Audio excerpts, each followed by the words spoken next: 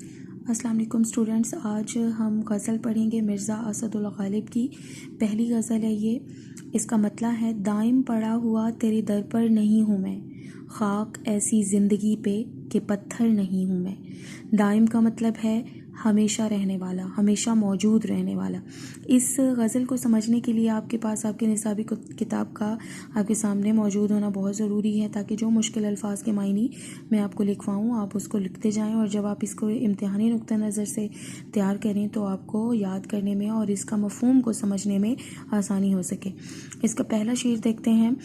دائم پڑا ہوا تیرے در پر نہیں ہوں میں۔ دائم کا مطلب ہے ہمیشہ موجود رہنے والا، پڑا ہوا یعنی کہ موجود، ہمیشہ پڑا ہوا، تیرے در پر یعنی تیری چوکھٹ پر،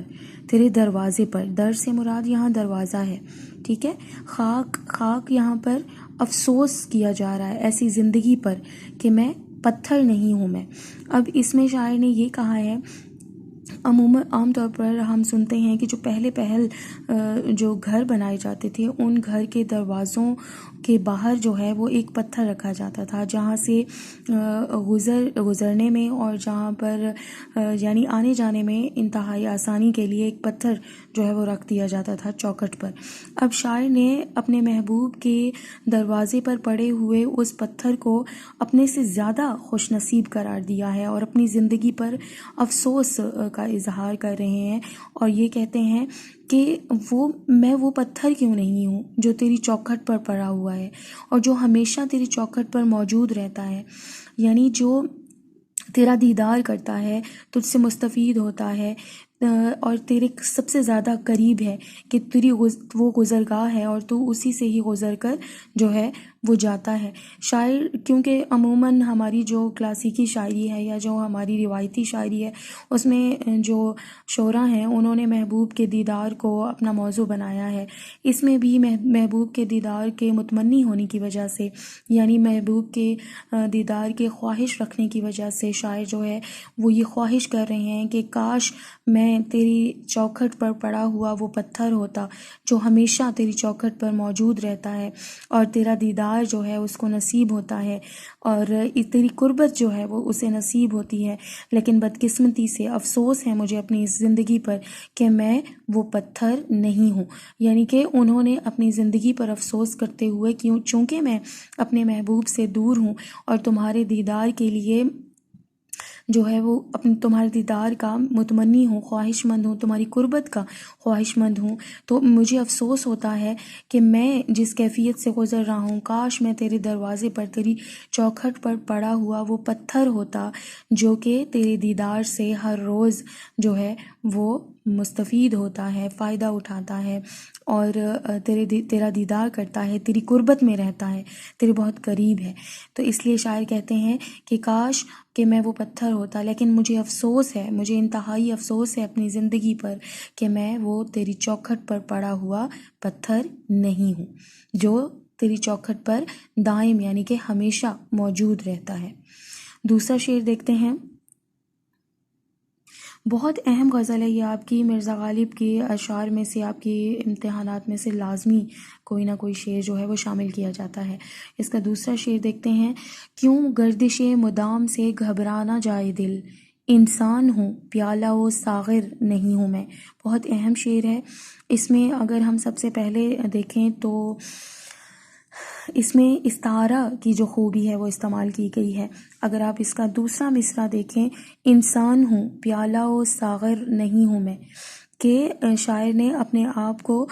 کیا کہا ہے کہ پیالہ و ساغر جو ہے وہ قرار دیا ہے۔ اب اس میں شاعر یہ کہتے ہیں، سب سے پہلے ہم اس کے الفاظ کے معنی کو سمجھتے ہیں۔ گردش کہتے ہیں گھماؤ کو، ٹھیک ہے۔ مدام یعنی ہمیشہ گھماؤ میں رہنا۔ اب اس میں گردش مدام کا مطلب ہے حالات کی گردش، مسلسل پریشانیوں کا اس میں شاعر جو ہے وہ ذکر کر رہے ہیں۔ انسان ہوں پیالہ و ساغر نہیں ہوں میں، پیالہ جام کو کہتے ہیں، ٹھیک ہے،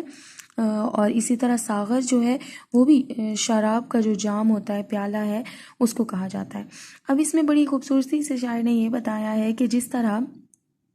کسی مے خانے میں ایک پیالہ اور ساغر کو یعنی ایک جام کو، شراب کے جام کو گھمایا جاتا ہے مے خانے میں، یعنی وہ ہر ایک جو مے نوش ہوتا ہے، جو شراب پینے والا ہوتا ہے، اس کے پاس جو ہے گھما کر وہ پہنچتا ہے، اور ہر ایک جو مے نوش ہے اس کے پاس پہنچتا ہے، اور یوں وہ مسلسل چکر میں اور گردش میں رہتا ہے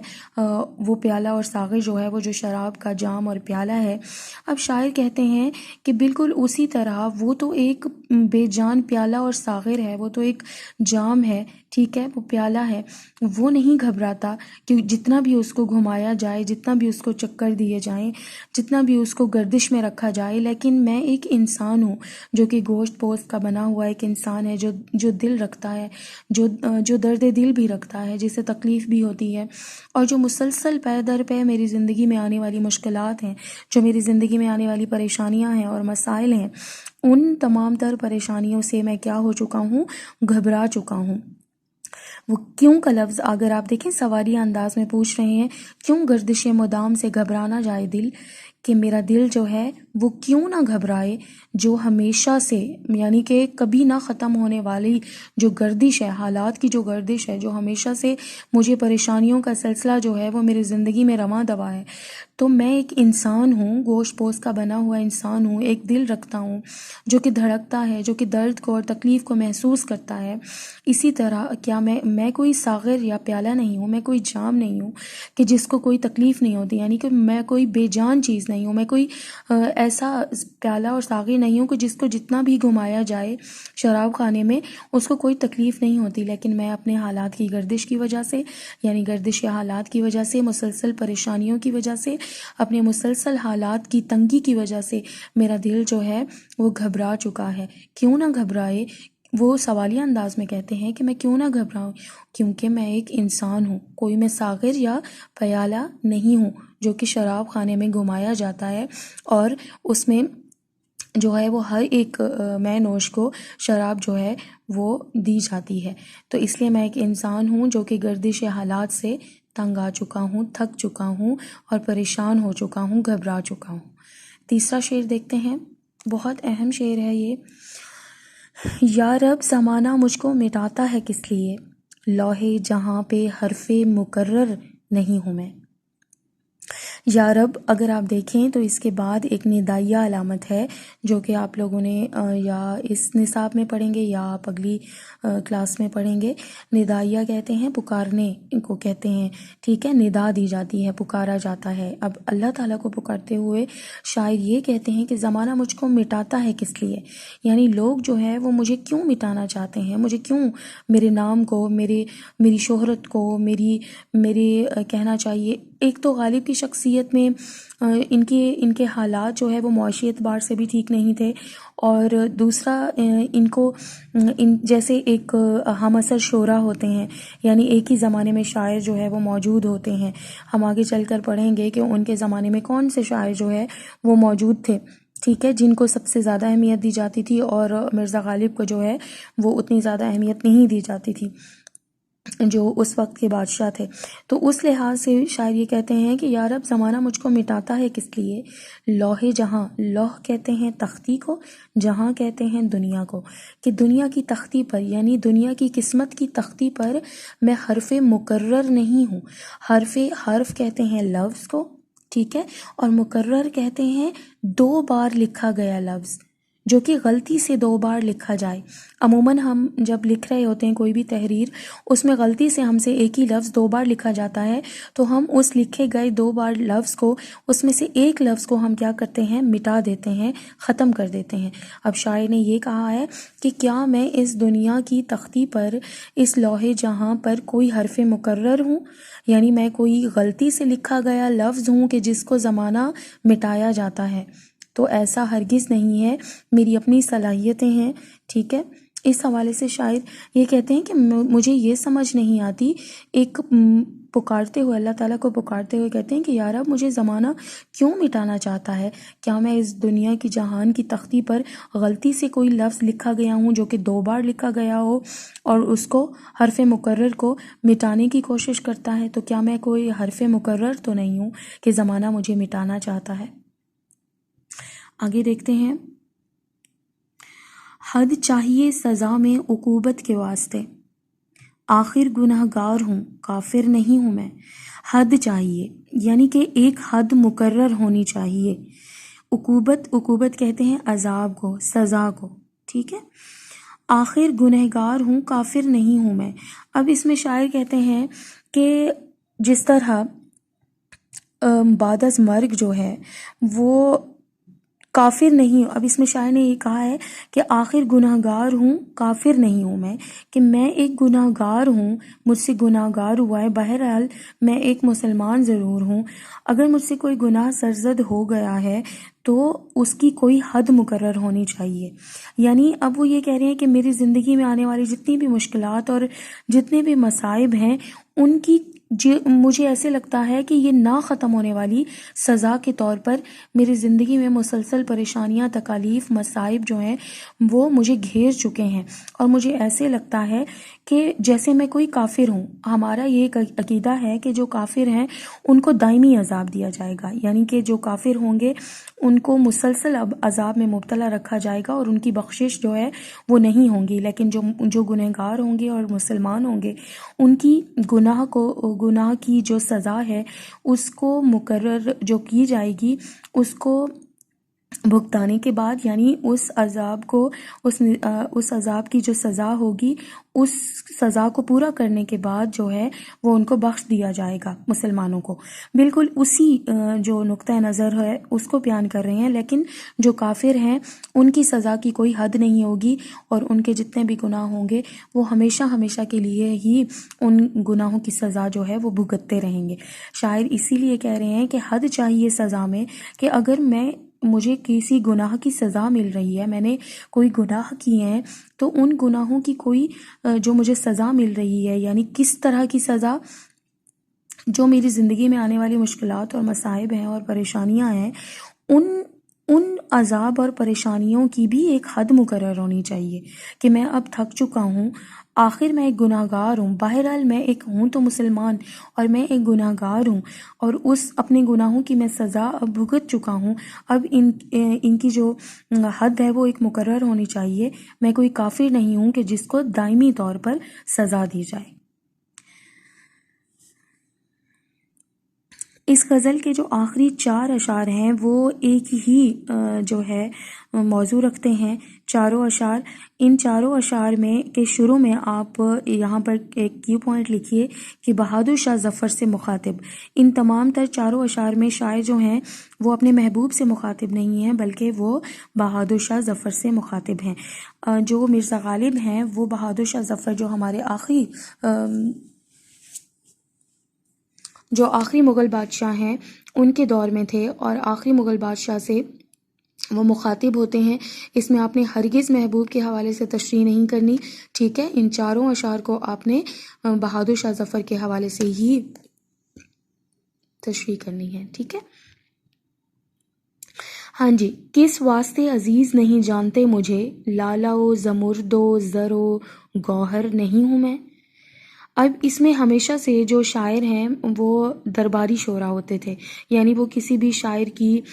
تعریف، اس کی توصیف، اس کی تاریخ لکھنے کے حوالے سے وہ کسی بھی دربار سے منسوب ہوتے تھے جہاں سے ان کو وظیفہ مقرر کیا جاتا تھا، اور اس طرح بہادر شاہ ظفر کے دربار سے بھی مرزا غالب جو ہے وہ منسوب رہے ہیں، لیکن بہادر شاہ ظفر کے ساتھ ہی ان کے غالب کو اتنی زیادہ اہمیت جو ہے وہ نہیں دی گئی جتنی اہمیت ذوق کو دی گئی تھی۔ جب تک ذوق جو ہے وہ موجود رہے تب تک اتنی زیادہ غالب کو اہمیت بہادر شاہ ظفر کی طرف سے نہیں دی جاتی تھی۔ اب اس میں شاعر وہی گلہ اور شکوہ کر رہے ہیں کیونکہ ہر ایک شاعر جو ہے وہ بادشاہ سلامت کی، یعنی کہ جو بادشاہ ہوتا تھا اس وقت میں اس کا منظور نظر بننا چاہتا تھا، اس کی آنکھوں کا تارا بننا چاہتا تھا، اس کی جو ہے اپنی طرف اس کو راغب کرنا چاہتا تھا۔ اسی لحاظ سے شاعر کہتے ہیں کہ کس واسطے عزیز نہیں جانتے مجھے، کہ اے میرے بادشاہ، اے بہادر شاہ ظفر، آپ مجھے کیوں نہیں اتنا عزیز سمجھتے، اپنے قریب کیوں نہیں سمجھتے، مجھے کیوں اپنا پیارا جو ہے وہ نہیں سمجھتے۔ لالا و زمرد و زر و گوہر نہیں ہوں میں۔ اب اس میں تمام تر ان قیمتی پتھروں کا ذکر کیا گیا ہے جس میں لال کہتے ہیں سرخ پتھر کو، زمرد کہتے ہیں سبز پتھر کو، زر کہتے ہیں سونے کو، گوہر کہتے ہیں موتی کو، قیمتی موتی۔ اب یہ جتنے بھی قیمتی موتی ہیں، جتنے بھی جواہرات کا ذکر کیا گیا ہے، ان تمام تر جواہرات سے بادشاہوں کو بہت زیادہ محبت ہوتی ہے۔ ان تمام تر جواہرات کو بادشاہ جو ہے وہ بہت عزیز رکھتے ہیں، اس لیے ان تمام تر جواہرات سے جڑے ہوئے وہ لباس جو ہے وہ زیب تن کرتے ہیں۔ ان تمام تر جو قیمتی پتھروں سے بنے ہوئے جو ان کے گھر میں آرائشی کام ہوتا ہے، جو ان کے گھر میں موجود اشیاء ہوتی ہیں، ان میں بھی انہی ہی جواہرات کو جو ہے وہ جڑا جاتا ہے، کیونکہ وہ ان تمام تر قیمتی پتھروں کے شیدائی ہوتے ہیں، ان کو عزیز رکھتے ہیں۔ اسی طرح شاعر کہتے ہیں کہ مجھے آپ، اے بہادر شاہ ظفر، مجھے آپ کیوں عزیز نہیں رکھتے، کیوں مجھے اپنے دل کے قریب نہیں رکھتے؟ کیا میں لال کی طرح، زمرد کی طرح، زر کی طرح اور گوہر کی طرح نہیں ہوں؟ یعنی میں بھی اسی قدر ہی قیمتی ہوں جس قدر یہ تمام تر قیمتی جواہرات ہیں۔ اگلا شعر دیکھتے ہیں۔ رکھتے ہو تم قدم میری آنکھوں سے کیوں دریغ،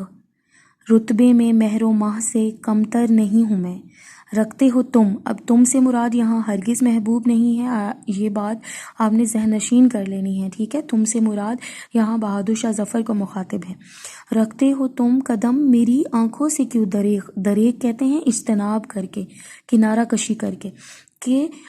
میں تمہارے راستے میں تمہاری راہوں میں پلکیں بچھاتا ہوں۔ محاورتاً کہا گیا ہے کہ میں تمہارے راستے میں اپنی آنکھوں کو بچھاتا ہوں اور تم مجھ سے اجتناب کرتے ہو، کنارہ کشی کرتے ہو، مجھ سے دور جاتے ہو۔ رتبے میں مہر و ماہ سے کمتر نہیں ہوں میں۔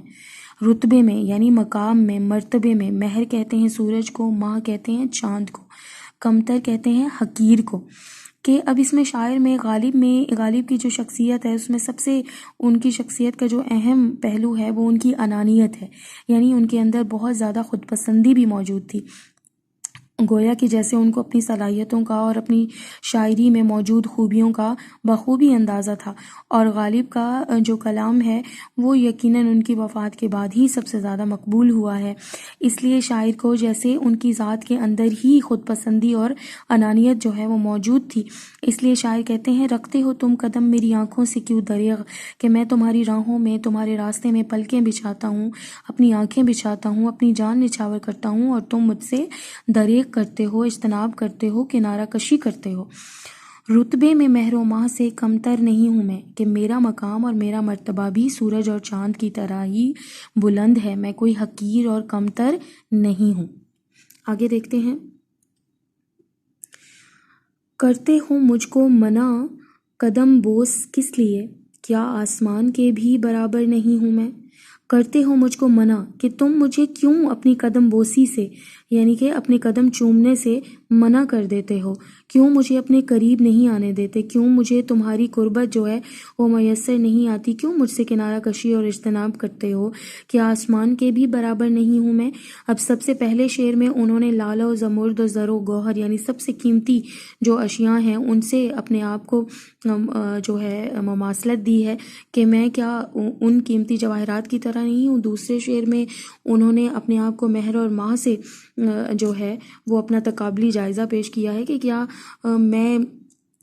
سورج اور چاند سے، جس طرح سورج اور چاند اور آسمان جو ہے وہ ایک بلندی کی علامت ہے، اس لیے شاعر بھی یہ کہتے ہیں کہ میں بھی بالکل اسی طرح ایک مہر و ماہ کی طرح اور آسمان کی طرح ہی ایک بلند پایہ شخصیت ہوں، تو مجھ سے دریغ کیوں کرتے ہو، مجھ سے اجتناب کیوں کرتے ہو، مجھے اپنے قدم جو ہے وہ چومنے کیوں نہیں دیتے۔ آخری شعر ہے، مقطع کا شعر ہے، اور آپ جانتے ہیں کہ بعض اوقات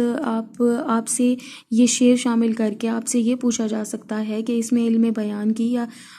اس میں شاعری کے حوالے سے کون سی خوبی جو ہے وہ موجود ہے، تو اس میں مقطع کی خوبی موجود ہے، آپ بتا سکتے ہیں، کیونکہ اس میں شاعر نے اپنا تخلص استعمال کیا ہے۔ یہ آخری شعر ہے۔ آخری شعر جو ہے اس کو دیکھتے ہیں غالب وظیفہ خوار ہو دو شاہ کو دعا، وہ دن گئے جو کہتے تھے نوکر نہیں ہوں میں۔ غالب وظیفہ خوار، خوار کہتے ہیں وصول کرنے والا، کھانے والا، لینے والا، یعنی وظیفہ خوار یعنی حکومت کی طرف سے وظیفہ وصول کرنے والا۔ شاہ سے مراد بادشاہ ہے۔ اب اس میں چونکہ میں نے آپ کو پہلے بتایا کہ شعراء جو ہیں وہ کسی بھی دربار سے، کسی شاہی دربار سے منسلک ہوتے تھے، اور جہاں پر وہ کسی بادشاہ کی شان میں قصیدے جو ہے وہ پڑھا کرتے تھے، ان کے لیے شاعری کرتے تھے، اور یوں ان کے لیے ایک وظیفہ جو سرکار کی طرف سے، بادشاہ کی طرف سے مقرر کیا جاتا تھا۔ اب میں نے آپ کو یہ بھی بتایا کہ شاعر جو ہیں وہ ان کے اندر ایک خود پسندی اور انانیت بھی موجود ہے، اور اپنے اندر ایک اپنی ذات کو وہ ایک بلند پایہ شخصیت سمجھتے ہیں اپنی شاعری میں، اور حقیقتاً ایسا ہی ہے۔ میر تقی میر کے بعد غالب کا جو کلام ہے، غالب کو بہت زیادہ مقبولیت حاصل ہے شاعری میں، کلاسیکی شعراء میں۔ اب شاعر کہتے ہیں کہ غالب وظیفہ خوار ہو دو شاہ کو دعا، کہ تمہیں حکومت کی طرف سے وظیفہ ملتا ہے، تم وظیفہ وصول کرتے ہو، تمہیں تنخواہ ملتی ہے، اب تم ان کے تنخواہ دار ملازم ہو، تم بادشاہ کو دعائیں دو۔ وہ دن گئے یعنی وہ دن گزر چکے جو کہتے تھے نوکر نہیں ہوں میں، یعنی جب تم کسی دربار سے وابستہ نہیں تھے اور کسی کے ملازم نہیں تھے، یا تمہیں تنخواہ نہیں ملتی تھی، تب تک تمہارے اندر یہ انانیت اور غرور اور تکبر موجود تھا، اور تم بڑے بے نیازی سے اور بڑی شان بے نیازی سے کہتے تھے کہ میں کسی کا نوکر نہیں ہوں، ملازم نہیں ہوں۔ لیکن اب تم بادشاہ کو یعنی بہادر شاہ ظفر کو دعا دو کہ تم اس کے وظیفہ خوار ہو، اس کی حکومت سے وظیفہ یعنی کہ تنخواہ جو ہے وہ وصول کرتے ہو۔ آپ نے جو یہ غزل ہے اس کی تشریح مختصر کرنی ہے، کیونکہ یہ آپ کی 3 نمبر کی تشریح ہوتی ہے، اس کو زیادہ طویل نہیں کرنا، اسی کے مطابق ہی آپ نے تشریح کرنی ہے۔ اگر آپ کو یہ معنی اور مفہوم سمجھ آئے ہوں تو چینل کو سبسکرائب کیجیے گا، شیئر کیجیے گا اور لائک کیجیے گا، اور اپنی دعاؤں میں یاد رکھیے گا۔ بہت شکریہ۔ اللہ حافظ۔